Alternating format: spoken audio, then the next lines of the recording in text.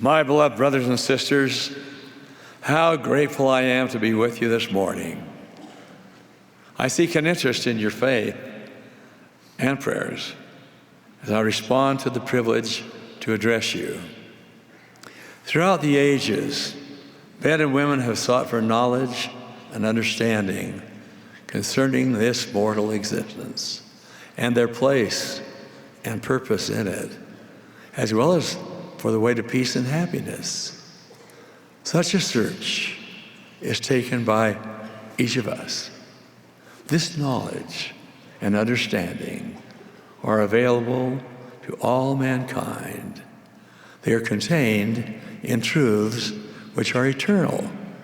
In Doctrine and Covenants, section 1, verse 39, we read, "Behold, and lo, the Lord is God, and the Spirit beareth record, and the record is true, and the truth abideth forever and ever."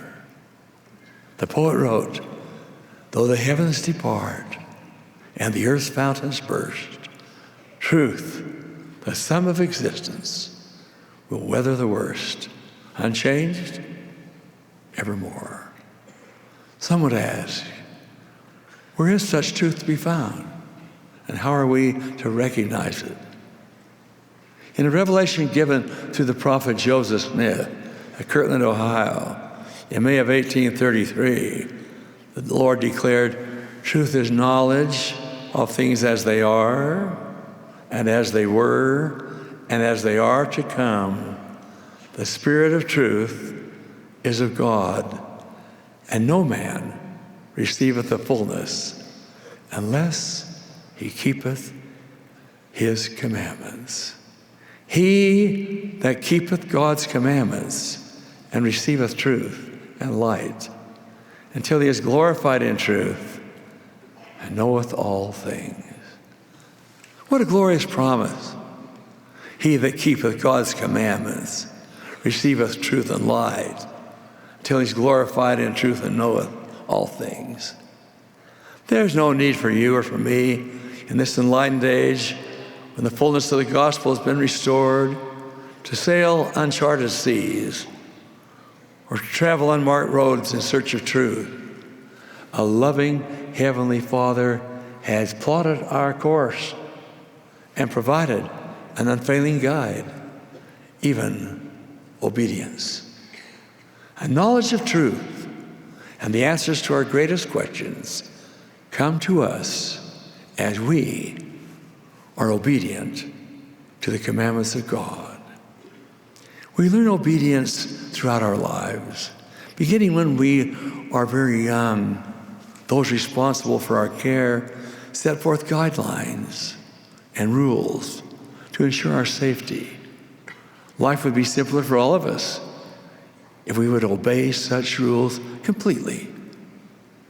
Many of us, however, learn through experience the wisdom of being obedient. When I was growing up, each summer from early July until early September, my family stayed at our cabin at Vivian Park in Provo Canyon in Utah. One of my best friends during those carefree days in the canyon was Danny Larson, whose family also owned a cabin at Vivian Park. Each day, he and I roamed this boy's paradise, fishing in the stream and the river, collecting rocks and other treasures, hiking, climbing, and simply enjoying each minute of each hour of each day. One morning, Danny and I decided we wanted to have a campfire that evening with all of our canyon friends. We just needed to clear an area in a nearby field where we could all gather the June grass which covered the field, which had become dry and prickly, making the field unsuitable for our purposes. We began to pull the tall grass, planning to clear a large circular area. We tugged and yanked with all of our might, but all we could get were small handfuls of the stubborn weeds. We knew this task would take the entire day, and already our energy and enthusiasm was waning. We're waning. And then what I thought was the perfect solution came into my 8-year-old mind. I said to Danny, all we need to do is to set these weeds on fire. We'll just burn a circle in the weeds. He readily agreed. And I ran to our cabin to get a few matches.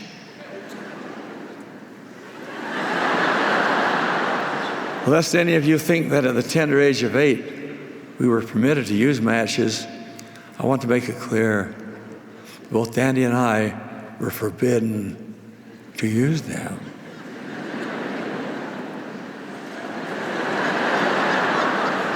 Without adult supervision. Both of us have been warned repeatedly of the dangers of fire. However, I knew where my family kept the matches. And we needed to clear that field. Without so much as a second thought, I ran to our cabin and grabbed a few matchsticks, making certain no one was watching. I hid them quickly in one of my pockets. Back to Danny,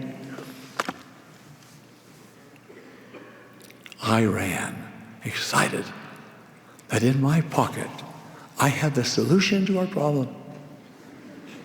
I recall thinking that the fire would burn only as far as we wanted, and then would somehow magically extinguish itself. I struck a match on a rock and set the parched June grass ablaze. It ignited as though it had been drenched in gasoline. At first, Danny and I were thrilled. We watched the weeds disappear. But it soon became apparent that the fire was not about to go out on its own. We panicked, and we realized there was nothing we could do to stop it.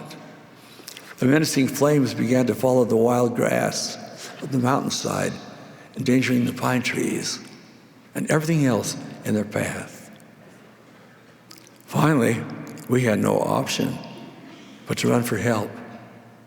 Soon, all available men and women of Vivian Park were dashing back and forth with wet burlap bags, beating at the flames in an attempt to extinguish them. After several hours, the last remaining embers were smothered. The ages-old pine trees had been saved, as were the homes the flames would eventually have reached. Danny and I learned several difficult but important lessons that day. Not the least of which was the importance of obedience. There are rules and laws to help ensure our physical safety. Likewise, the Lord has provided guidelines and commandments to help ensure our spiritual safety so that we might successfully navigate this often treacherous mortal existence and return eventually to our Heavenly Father. Centuries ago, to a generation steeped in the tradition of animal sacrifice, Samuel boldly declared, "To obey is better than sacrifice, and to hearken than the fat of rams." In this dispensation, the Lord revealed to the prophet Joseph Smith that he requires the heart and a willing mind, and the willing and obedient shall eat the good of the land of Zion in these last days. All prophets, ancient and modern, have known that obedience is essential to our salvation. Nephi declared, "I will go and do the things which the Lord hath commanded." Though others faltered in their faith and their obedience, never once did Nephi fail to do that which was the Lord asked of him. Untold generations have been blessed as a result. A soul-stirring account of obedience is that of Abraham and Isaac. How painfully difficult it must have been for Abraham, in obedience to God's command, to take his beloved Isaac into the land of Moriah, to offer him as a sacrifice. Can we imagine the heaviness of Abraham's heart as he journeyed to the appointed place? Surely anguish must have racked his body and tortured his mind.